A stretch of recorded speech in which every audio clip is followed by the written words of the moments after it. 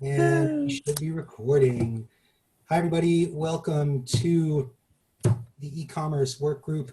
It is Monday, September 7th, and I am Stuart Wilde. I'm glad to be able to facilitate these work study groups. I like to start each session with a disclaimer. I'm not a coach. I'm not an e-commerce expert. I'm not a high volume Amazon seller, but I am a student of the trade, as we all are. And my hope with these sessions is that not only can I, help to answer some questions and show some insight into, techniques and understandings of e-commerce, but that we can also all troubleshoot questions together that we may have as things may come up, because we're all on this journey together. And that's what I think these sessions are all about. So thank you for joining. I also always like to start with a little bit of housekeeping and ask if anybody's got any wins that they'd like to share, or challenges or questions or topics that we can make note for next week. And that'd be the big no. Okay, good. So everybody's doing fabulous and magnificent and has no questions or challenges about their e-commerce business. I'm so glad. All right, I'll share a story with you, and it falls in the realm of Glenn's damaging admission, in that this was a challenging experience that we wound up kind of taking a schmack on and taking a little bite, and I figured I'd share it with you guys. So our product, our big product that we've been working on for a couple months now, is en route from China on a ship, and we used a freight forwarder, and the freight forwarder went ahead and picked up the cargo from the supplier, and then a couple days later, when the cargo was already at the warehouse of the freight forwarder, we got an email, hey, the cartons are larger and they are heavier than you had initially submitted on your shipping quote. And since the cargo is already on the vessel, we got to hit you with this gigantic additional fee for essentially less than a cubic meter, but it turned out to be a big bite into our margin, and we felt like our cargo, our product, our precious product that we were working on for months was on a ship, and it was almost like it was being held hostage, kind of thing. And I, no matter what I could do, let's say respectfully requesting explanations as to the specifics of why and how much it costs that much. It was almost another $600, right, which is a huge deal considering. And essentially what happened was the supplier sent us an original quote with carton size and weight, and it was different when the product finished mass production. And we were never notified of that, the freight forwarder. So ultimately it was the supplier's fault, but how much can I stomp up and down that a factory in China eat my $600, right? So my hope, of course, is that I'll leverage it on future orders, and also that that particular heavy hit isn't necessarily indicative of what it would have been if I had just claimed that from the beginning, right? So it was sort of a penalty in addition. So lesson learned: never start production on a product unless you have an agreement with your supplier that essentially covers you, that if the carton size or the weight is not as quoted, then they're responsible for it. I just didn't have anything to fall back on because I didn't consider that in my agreement. Any thoughts on that? Stuart, I did mine DDP. I didn't have any of those troubles. I feel for those of you that are sending stuff to freight forwarders, because mine came to my door and my next shipment is already on its way. Same thing. And it cost me $50 more for 50 more items. You're like the unicorn. You're like this magical creature that somehow got this amazing shipping deal, like, you know, and it's wonderful. And your supplier is obviously a good supplier in the sense that they work with a good shipper and we're able to do a DDP type thing. When we asked our Get supplier, there. right? When we asked our supplier for, you know, shipping, it wasn't all that exciting. And it led us to look for other options, right? So anyway, just, you know, Or maybe one interesting. thing with the other, right? Because maybe you do have an excellent price compared to the other suppliers that you would have gone with. Maybe. Well, the excellent price that I thought I had just got eaten away, but we'll see what happens for the next shipment. And honestly, at first I felt a little taken advantage of, or at least out of control or helpless in the situation, right? And I did my best not to, you know, get in a fit about, you know, people, you know, working against me on the other side of the world or whatever. And so, you know what I'm saying, it was just, it is what had happened. And again, valuable lesson learned. We talked to Sophie about it after it happened, and she said, "Oh, you're lucky. Sometimes shipping errors or whatever can cost thousands of dollars." And, you know, okay, so they're like, all right, whatever, you know, lesson learned. So there you go. You know, today on call, Evelyn, we were talking about a couple of things with Neil on the after call on the hospitality suite. And one of the things we were talking about was, in the future, maybe next week or the following week, we're going to dive deep into CPC, PPC, pay-per-click, per, you know, PPC ads for your Amazon listings. And we'll do some deep dives kind of prior to that, so that we have some good subject matter to work with. But a couple of things came up. One, and honestly, it's why Neil had reached out to me earlier today before John's call, was because he wanted to know, you know, how, not only to see what keywords his product was ranking for. So that's kind of where we got into a little bit of the Helium 10 keyword tracker that we did last week. Has anybody done that since then? Has anybody connected their Helium 10 accounts to their Amazon accounts to track any listed products? Yeah, how'd that go? We're good. Anybody else? Anybody else was doing that? Yeah, I've used it a little bit. What's that, Wayne? With a little bit. I've used the keyword tracker. I've used the keyword tracker a little bit. It seems to work pretty good. Nice. Well, Neil's question was, it's all cool to know what keywords your product is ranking on and listing at, but how do you know what keywords and search terms are actually converting to sales? Meaning, you know, can you tell based on a sale that you've made what key phrases or search terms those people were looking for when they bought your product, right? And wouldn't that be the golden goose? And after some digging, and there's definitely some reverse engineering that I think we could maybe do with some tools, but essentially, the answer is you can't. And the deal is that Amazon holds that information very near and dear. It's interesting that they don't necessarily do anything with it externally, because it is very valuable.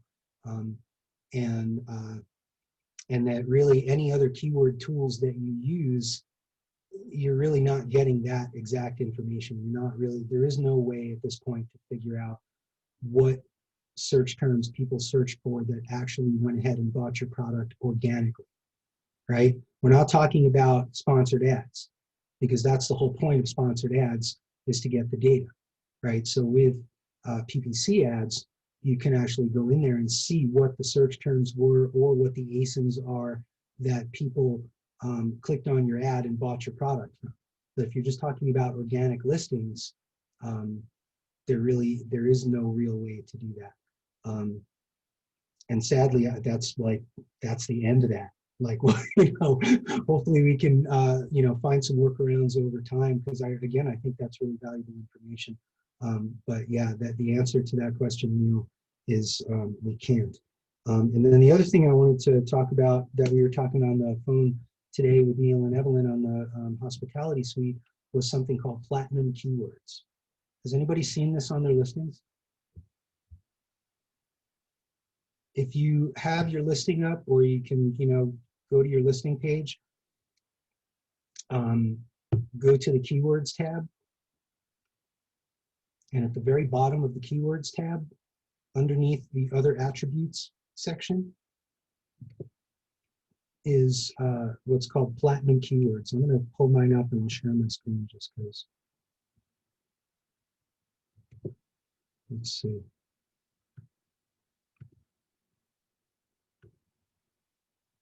Sorry, guys. Does anybody have their listing up? Yeah, I've got mine, Stuart, but I don't Okay. see any of that. You actually don't at all underneath where it says Other Attributes? No, I don't even have other attributes. Interesting. So how does your Keywords tab, what are the... Or do you want me to share my screen? So my keywords tab only has search terms.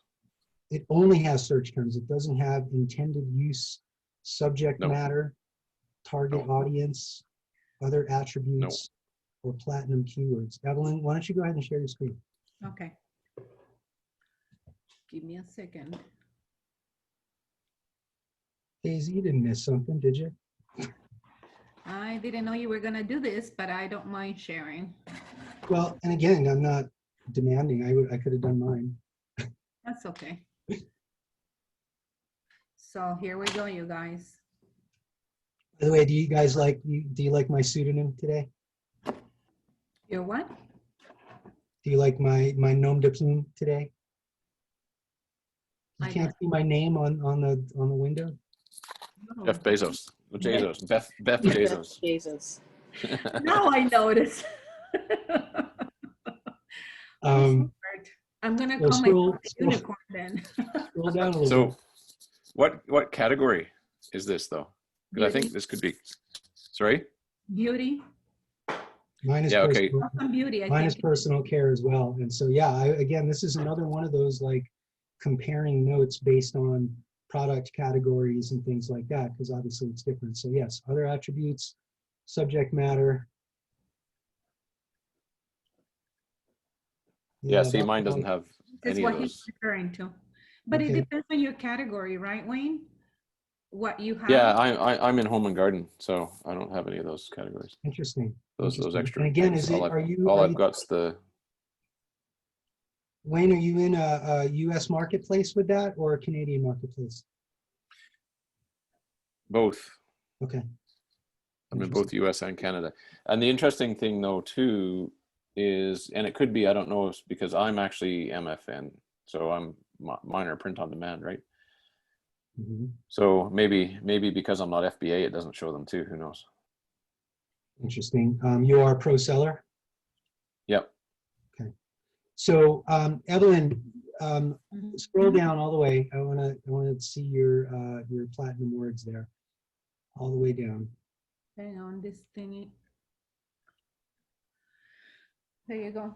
And let me mention that earlier when I said that when you mouse over the question mark, it tells you that this is only for platinum sellers, right? What does that say there? Oh, it An doesn't even say that. alphanumeric Okay. string. So what I will tell you is that on mine, when I mouse over that, it says only for platinum sellers, and it allows you to add more fields. You know, where it's like add another field, add another field, add another field. But from the research that I've done, and I'll show you in a minute, that it doesn't matter.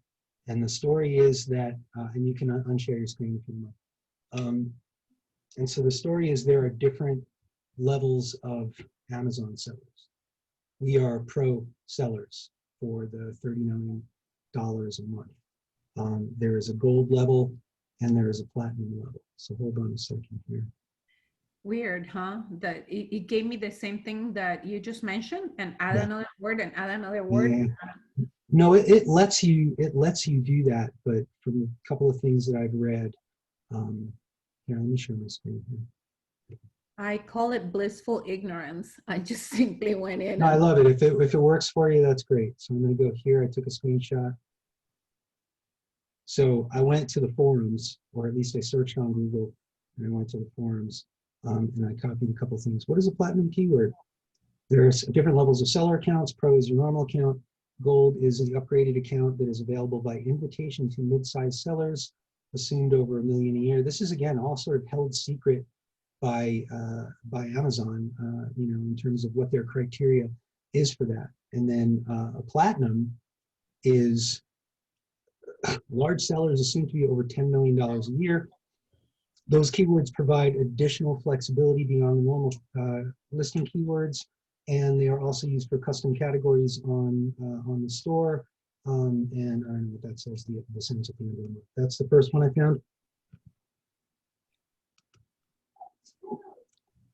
You guys ever go in the Seller Central forums and people are outright aggressive?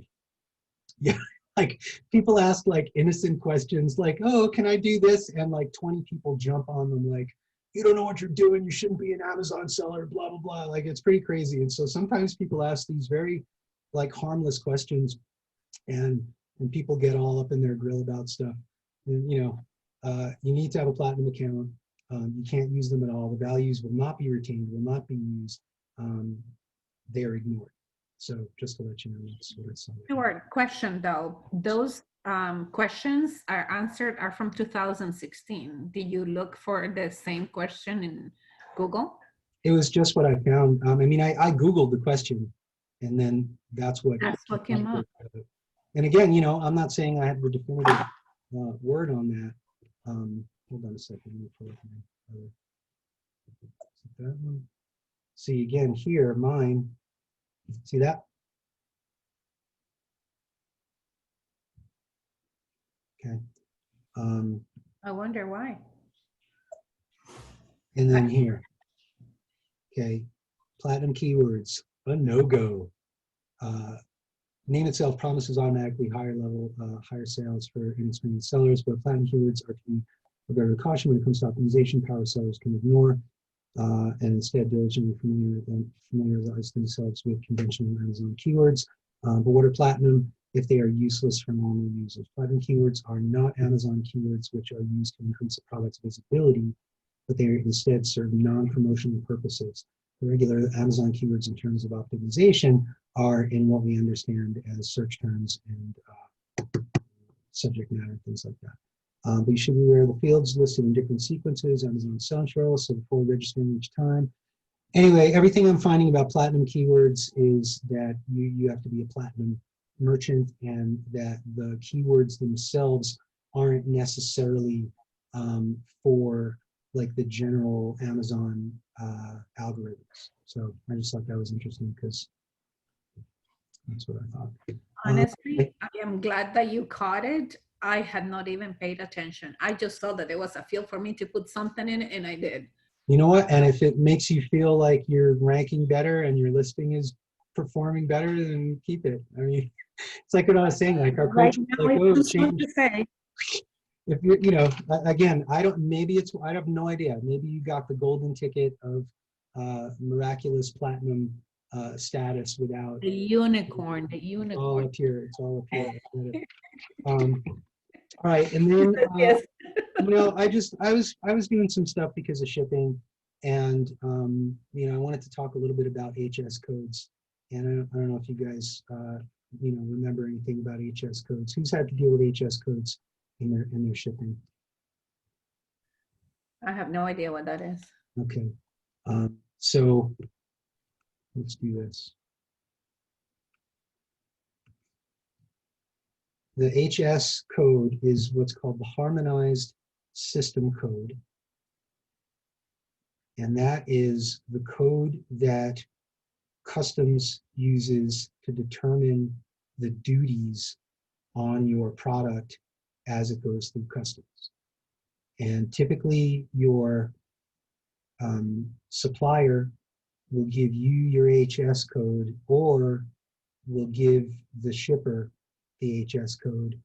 If you're dealing with a freight forwarder, then you most likely want to get that from your supplier, or your freight forwarder may make their own suggestions. But essentially, the Harmonized System Code is you know, a system of numbers and digits that essentially delineate, kind of almost like the the trademark stuff that we were doing, a couple months back in terms of the codes for those kinds of things. So this is essentially, depending on what your product is, customs is going to look at it as one of these things, and then within these things, then there are all these different subcategories, right? So just to be aware, and then let's say, for example, you can put some sort of product in here. Somebody call out a product name and use. How about rubber mat for outside?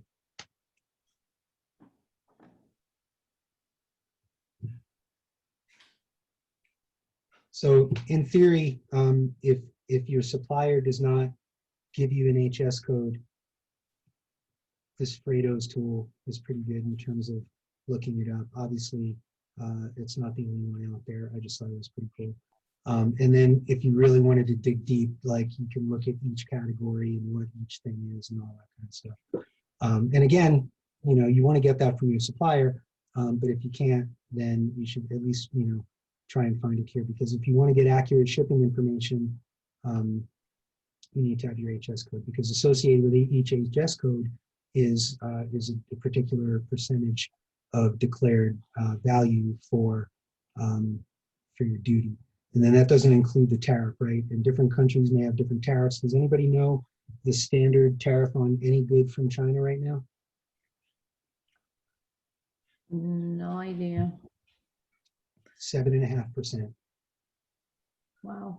And that doesn't include your duty, right? So if you're ordering products from China, you're paying your HS duty code amount, which for us I think was about 7.2%, and then on top of that, because it was from China, it was an additional 7.5%. So it added almost 15% to our cost, to our landed cost. Pretty interesting. So there you go. I wanted to do that with you. And then what else do we want to do? Anybody been thinking about gated categories? I know either it was Rusnika that was dealing with topicals. Is Rusnika on call with us? I know toys is a gated category. Toys, I love it. Guess what? Look, oh, does anybody know how to get rid of this window that keeps popping down and screwing up my tabs? Okay, let's see. What? I read your mind. Oh my gosh. So, That's scary. so I think that we could expand this to a weekly, like, every week we maybe pick a different gated category to look at, because I know different people want to sell different things. I'll also use this as an opportunity for anybody to shout out a category that they might be interested in learning about in terms of what requirements you might have to do in order to sell in those categories. So, we were thinking about a toy, for Q4, and then I seem to remember, and honestly, it was probably falsely, that if you didn't have inventory in for toys, or if you didn't have a certain amount of sales, that you would not be able to sell in Q4. Well, that's true. It's actually not that bad. Okay, so here you go. Self-fulfilled orders, performance criteria based on self. Your first sale on Amazon must be prior to September 1st. So if you have not had one sale on your pro seller account as of now, as of September 1st, then you will not be allowed to sell in the toy category. But for those of us that have sold even a handful of things before September 1st, you absolutely can maybe sell in toys. Okay. You must have processed and shipped at least 25 seller fulfilled orders from August 15th through October 14th. So what that really means is by mid-October, you got to have 25 orders. So Stuart, on that one though, does that mean that it can't be FBA? That it has to No, be? I think it can be FBA. I think seller fulfilled is you, no matter how you do it. Whether Okay. you're FBM, FBA, I think, you know, all that falls under seller fulfilled orders. Okay. And then pre-fulfillment cancel rate, and these are things that you have to go into your like IPI in that area in your inventory dashboard. Who remembers how you get to your inventory dashboard? What's the tab you got to hit?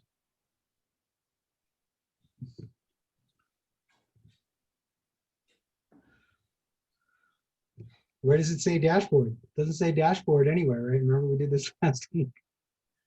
Don't you have to click on Amazon Central, Seller Central first? Can you see I'm on Seller Central here? Yes, just go on the left, right there. Right, and so where's the Not on dashboard? inventory. No, just Amazon Seller Central and should show you the entire dashboard. Oh, no, here, I'm on there. That's my dashboard, but in terms of inventory, you have to go to inventory planning.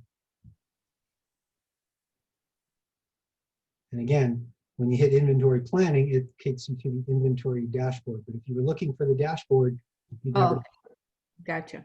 Sorry. It's all good.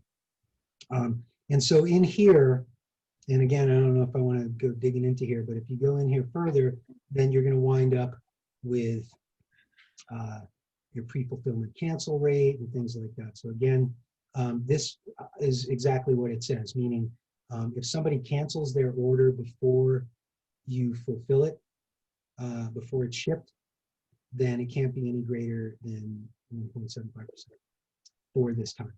And late shipment rate, no greater than 4%, and an order defect rate, and that has to do with like returns or if something's broken, less than 1%. If it does not, then we encourage you to take corrective action so you can monitor your metrics, check your orders, minimize cancellations, update your account status when you are not able to fulfill orders, like if you're on vacation or something. Ship orders and confirm in a timely manner, ensure you're, and obviously if you're doing FBA, most of this is a no-brainer, you don't have to deal with it. But that's how you can improve your performance. But this was kind of like almost an aha, like if we sell another like 10 things before October 15th, then it looks like we would be able to sell something in the toy category. So I just thought that was interesting. Does anybody have any interest in looking at any other requirements for any other gated categories? Want to move on? I'm gonna hold on a second. So much as I Hey, love Stuart. yeah. Hey, Sharon. Oh, hey, sorry, I've missed you guys. Just been busy with school. What about food items?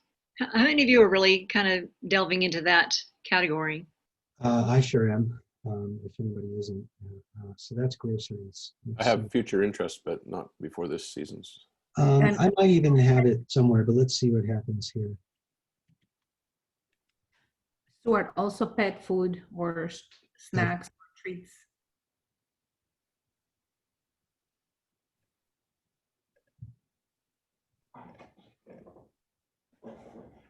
So once again, oh here, watch, I'm gonna go back and take this link.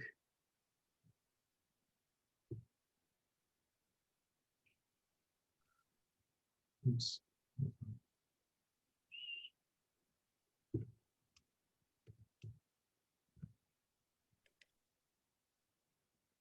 So you have to have an order defect rate of less than 1%. You have to have a pre-fulfillment cancel rate of less than 2.5% and a late shipping rate of less than 4%. And in addition to all that, properly prepared, packaged, sealed, and labeled. This is where like that implies USDA, FDA compliant, let's say. You must be licensed or have approval from relevant government agencies. So here in New Mexico, you know, there was a product that that we are looking at selling, and so I contacted our state Department of Agriculture or and asked them if I needed a special permit or a license to sell this certain product, and they said no.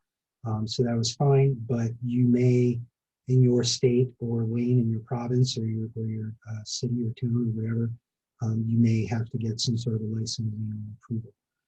So I'm looking at a food production. It's a company that does private label type foods. In other words, you come to them with a recipe, and basically they can import things. So it's a multifaceted company. I've not made contact with them yet, just doing some research online.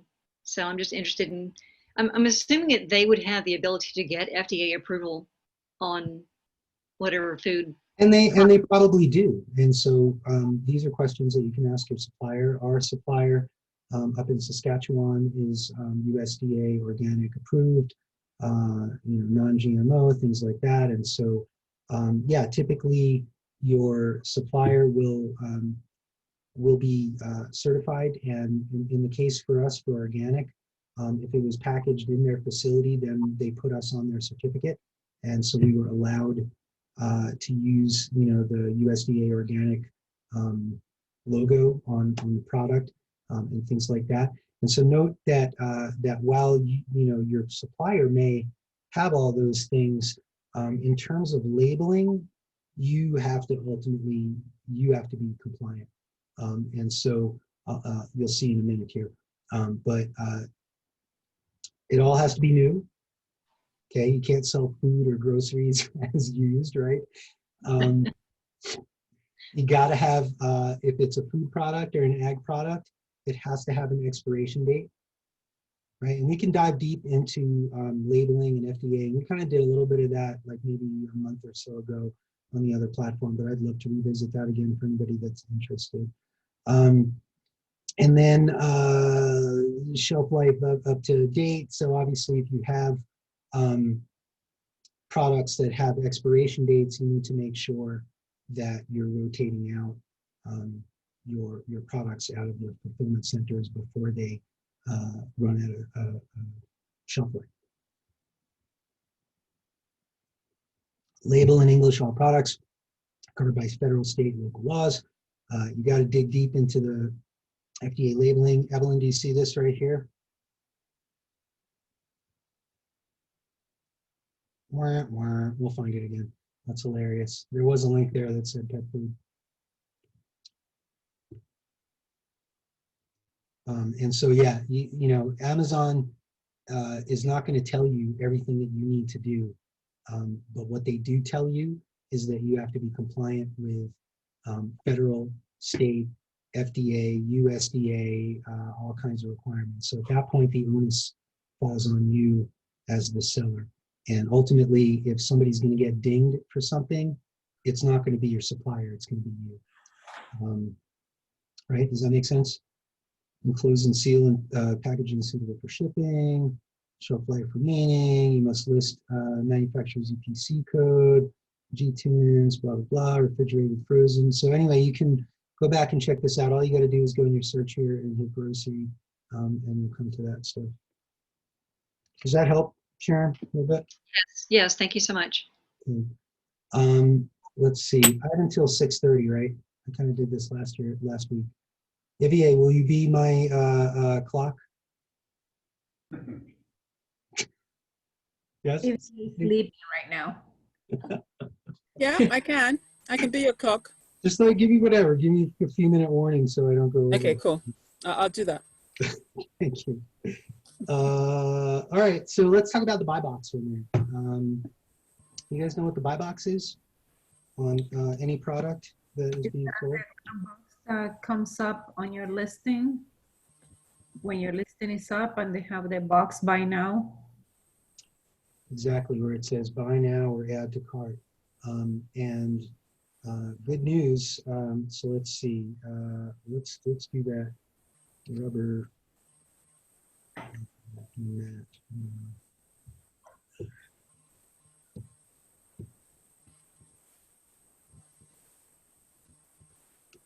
Let's just pick one of these. Oh, it's Amazon's choice. Who do you think is going to have the buy box for that?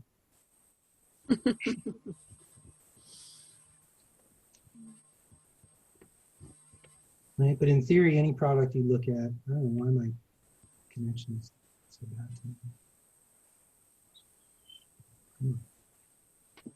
So Stuart, while you're perusing, the buy box is the, if there are multiple sellers of that product, who has the buy box? This is why I wanted to say that. So if you are fortunate to have a private label single seller ASIN, then I don't think you have anything to worry about. Like I was looking at our buy box, right?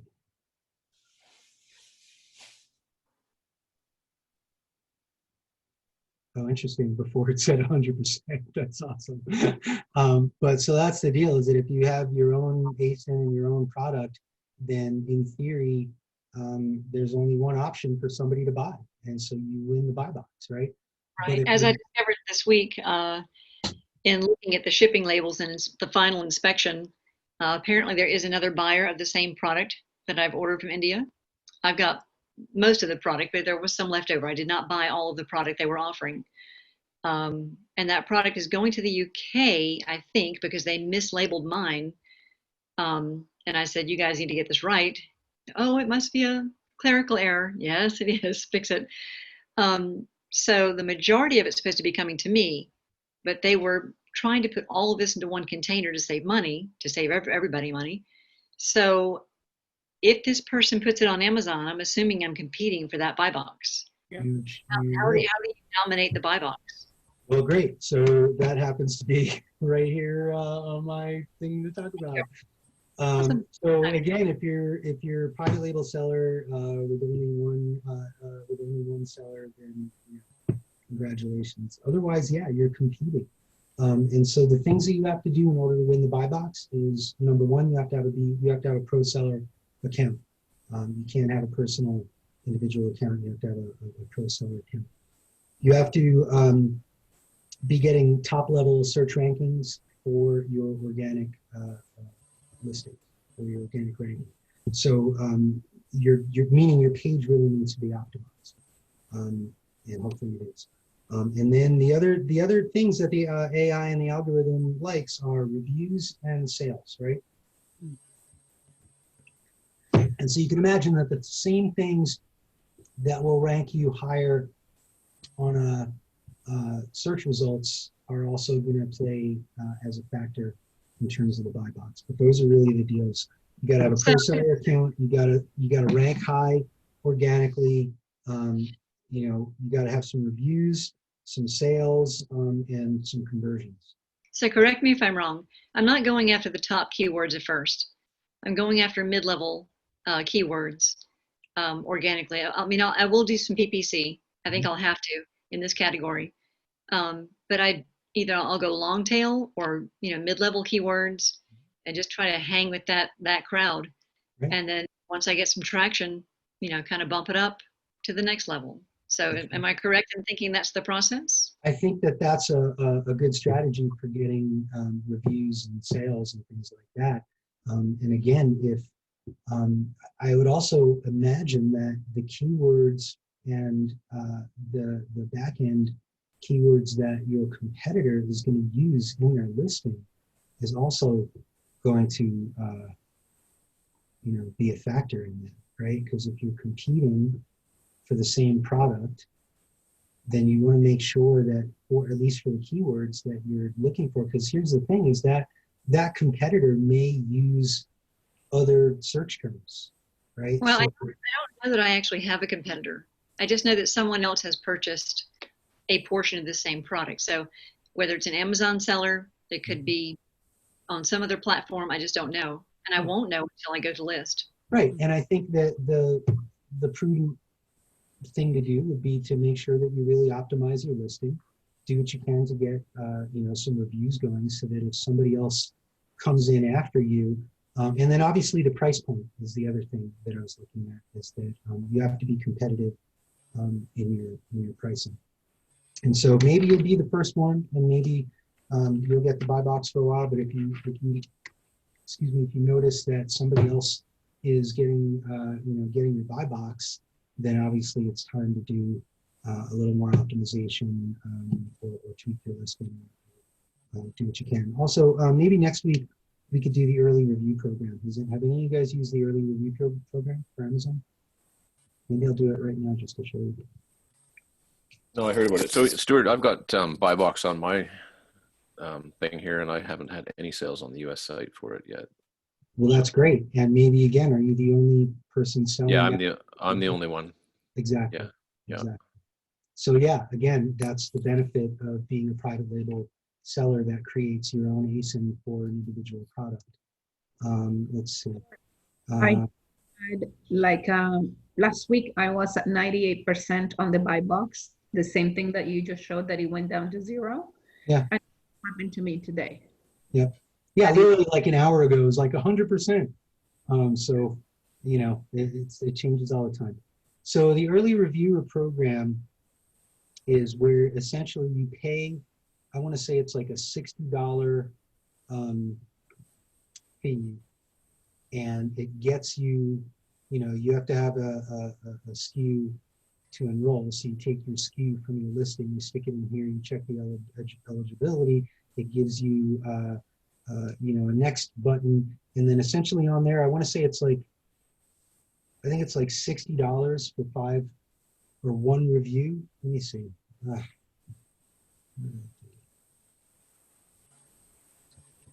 Well, I guess I could take any SKU. Where's that rubber mat?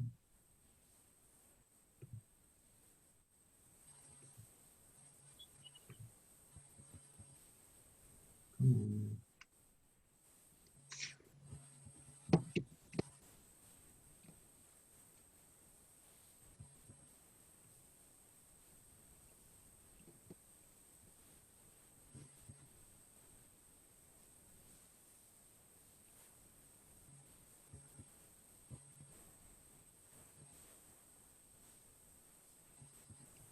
And for our purposes, it didn't seem. I wonder why my X-ray is not working.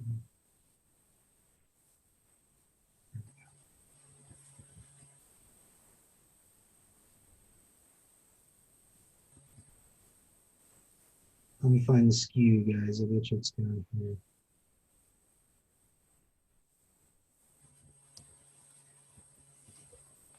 SKU, ASIN.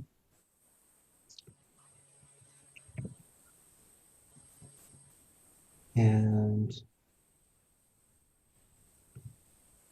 I wonder if the ASIN work.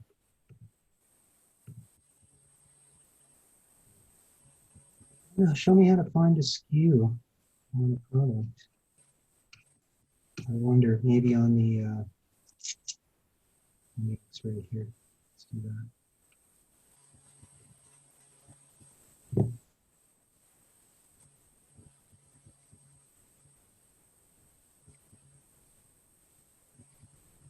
Yes, no.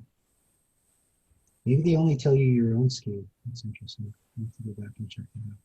All right, well, I'll do another thing. But again, I looked at it and essentially, you know, it was, I think it was like $60 and to get like 1 review through maybe like 5 sales or something like that. I'll have to look at that again. Okay, and then let's see what else I wanted to do tonight. I want to talk about driving external traffic to your listing. Okay, everybody see me? You're done sharing my screen? Can you guys see my face? Yes. Yeah. Okay, good. So when it comes to driving external traffic to your Amazon listing, you got a couple of options. You can do Facebook posts. You can do Facebook ads. You can do Instagram posts. You can do Instagram ads. You can do blog posts. So does anybody have like an idea that you're going to do like a website where then you will put your products on there and try to drive traffic to your Amazon listing as a result? Essentially being your own affiliate. You can understand that concept. That's something you can do. Like a Shopify? No, without the Shopify. Essentially just creating, you have a website. You can create a blog post on your website that ranks on Google for a search for that product. And then when they go to that web page, then there's essentially a buy on Amazon button that then refers the traffic over to your Amazon listing. 15 Amazon, minutes to go, Stu. thank you. You're awesome. Because yeah, Amazon really likes when you send external traffic to their website, and they know it, and they reward you for it.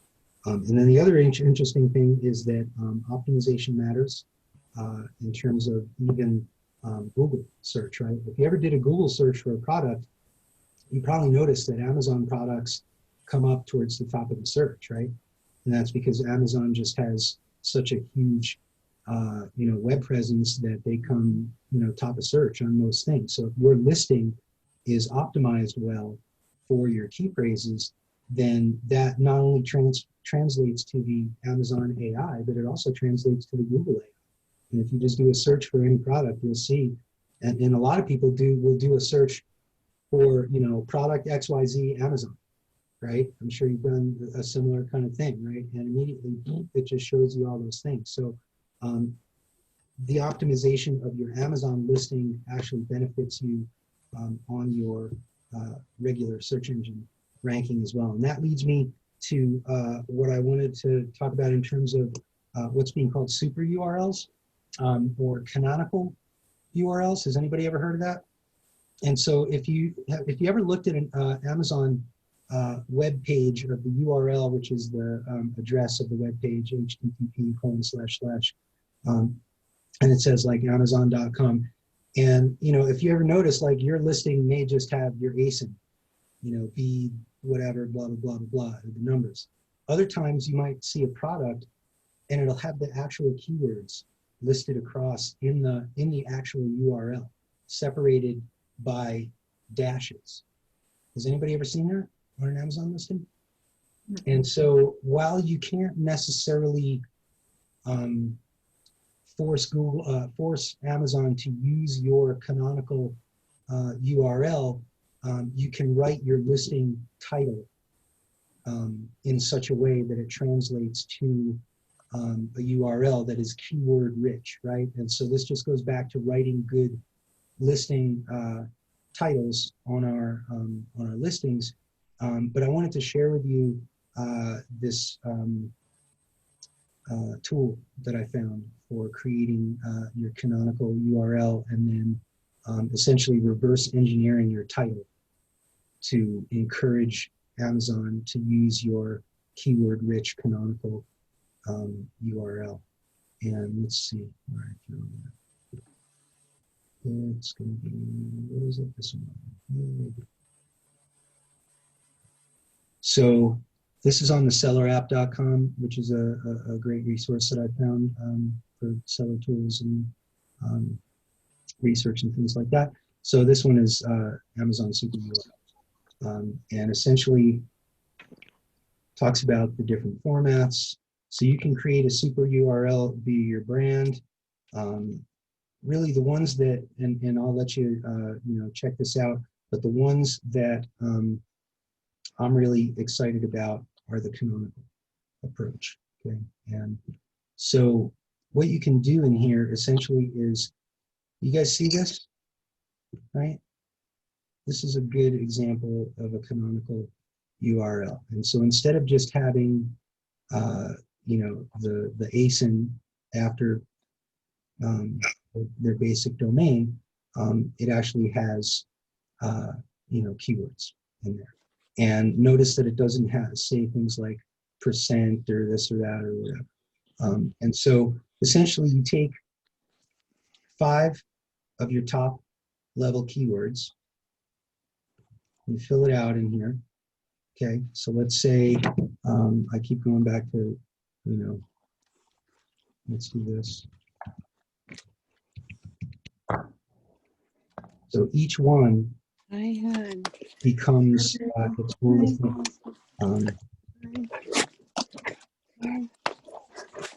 So Stuart, are you saying it's a keyword in each individual word or the key phrase? You go phrases. So if you notice how it works, they put dashes Okay, Separate. wait.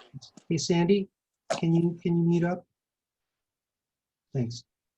And so you keep typing these in, you type in your ASIN, and again, I can just go kind of gibberish, or maybe not.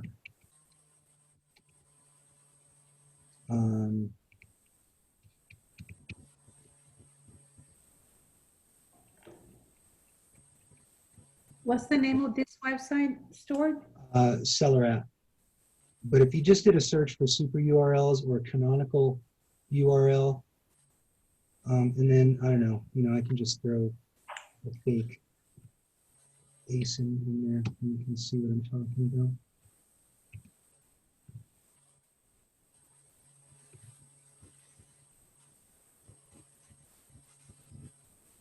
Sorry, that's not what I meant to do.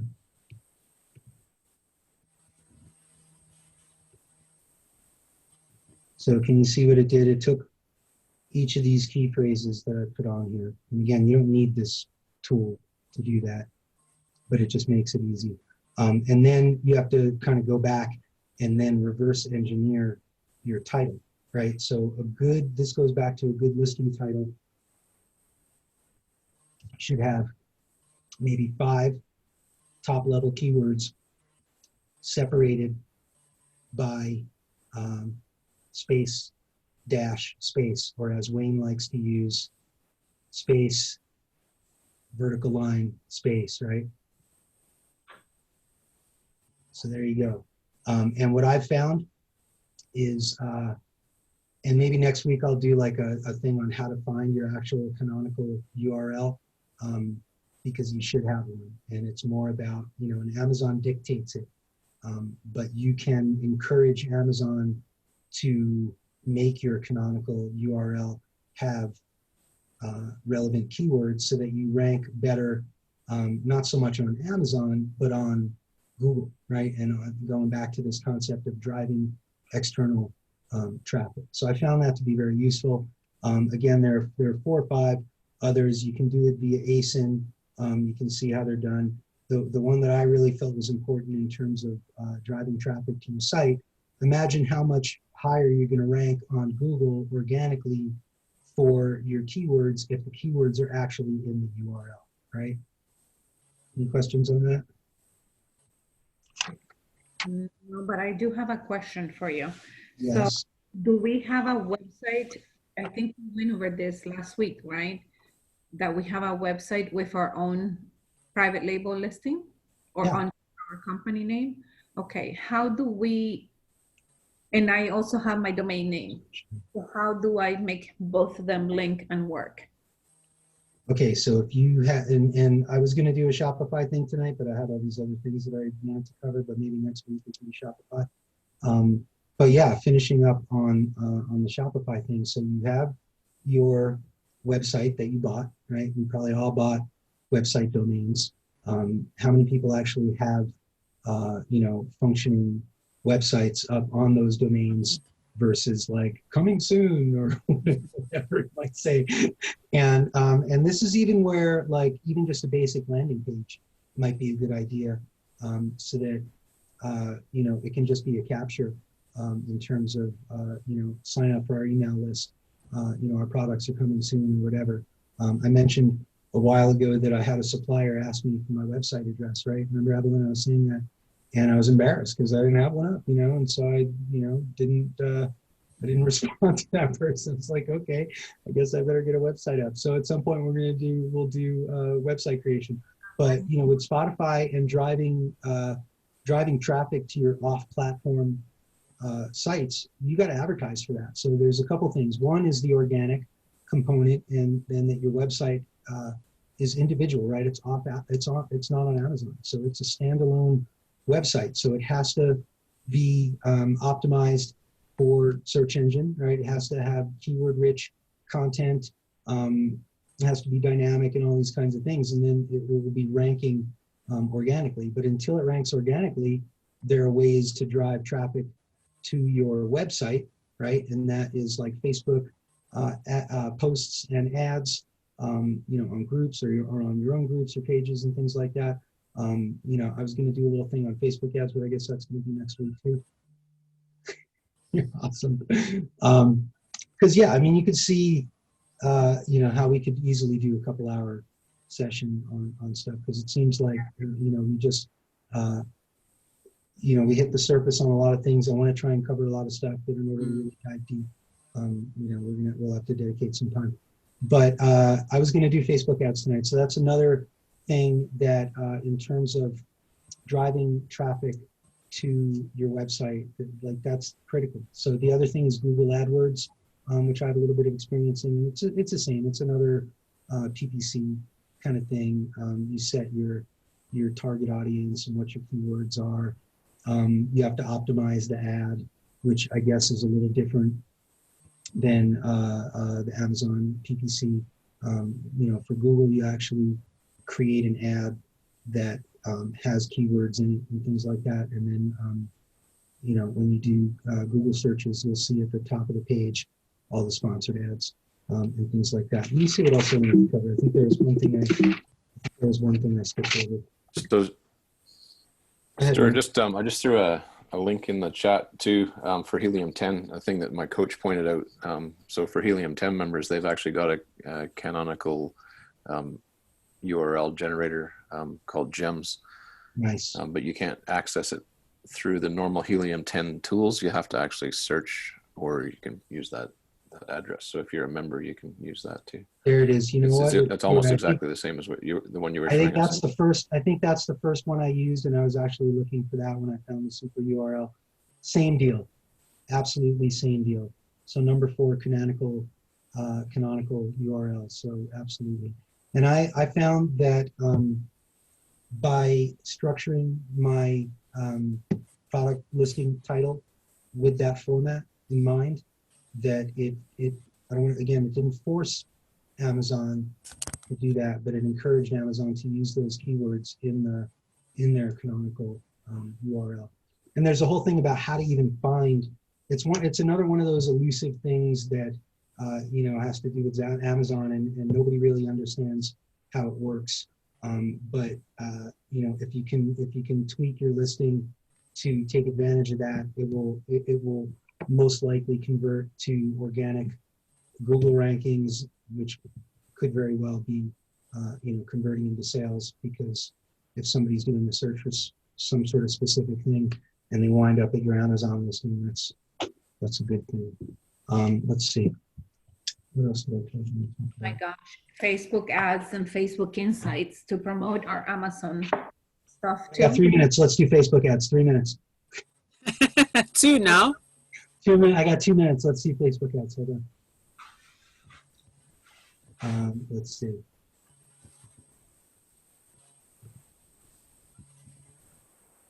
So I'll go quickly on this, and we'll go deeper at some point. So you go to any page that you admin, okay? And you can see that I've got, and these aren't even the pages that that I've got set up for our Amazon product. These are actually just pages that I, you know, a business page, our rescue page, my winter gig, and a couple of conservation coalitions that I admin. But let's just say, for example, I'm doing, I want to do an ad for our nonprofit. And so either of these you can probably get away with. You know, if you just want to boost a post or messages, or just to promote your Facebook page, or get leads, then there's ways to do that. But in terms of, you know, let's just say you want to build your business or get people to go to your site, you can pick the picture, you can select the text, you can change the title of the ad, you drop down, you can edit your audience. So you gotta have a page already. Yes, you have to have pages that you're managing. And next week, again, if we want to go deeper into, I'll show you the whole like business ads manager, and how to like create an ad account, and how to have your pages that you, what they call assets, which are business assets that you know, you will be marketing for. So here under targeting, right? Let's just say for a second, right? There you go. Boom. Let's just let's go with something else here.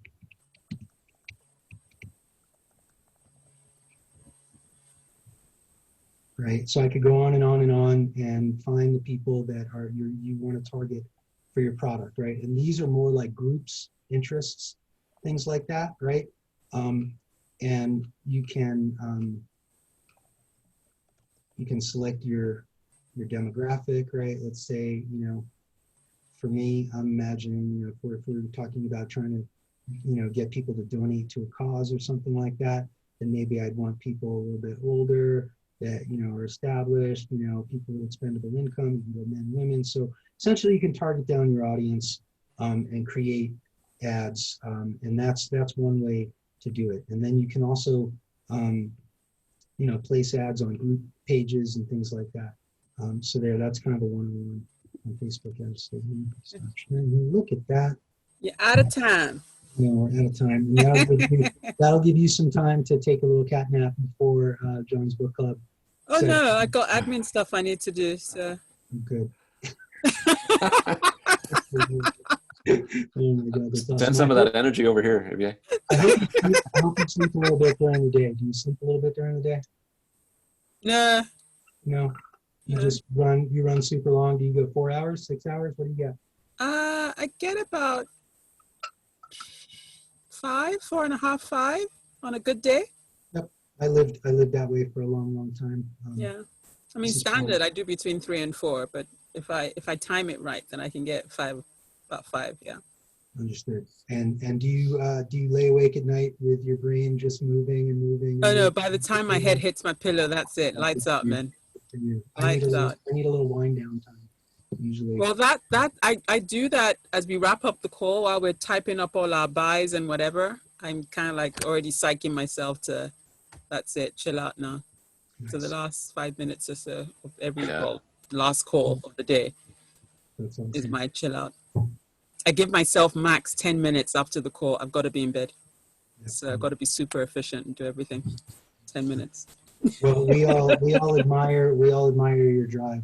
Well, that's my contribution to the magic. So True, and we all appreciate you being on all of our calls. And appreciate you being on call, and I always. well, I'm someone's got to support you guys. Come no, on. it's true, man. Otherwise, it'd be like 4 people sitting around.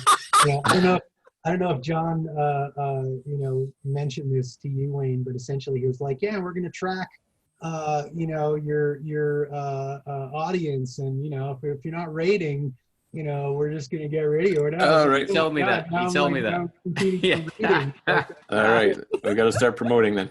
Oh my God. And- Well, again, and when- thank you. I'm talking on Facebook, guys. We just need to get more people to participate and look at my posts, because I'm trying to. Thank you, Adrian, by the way, for reminding me to make the posts.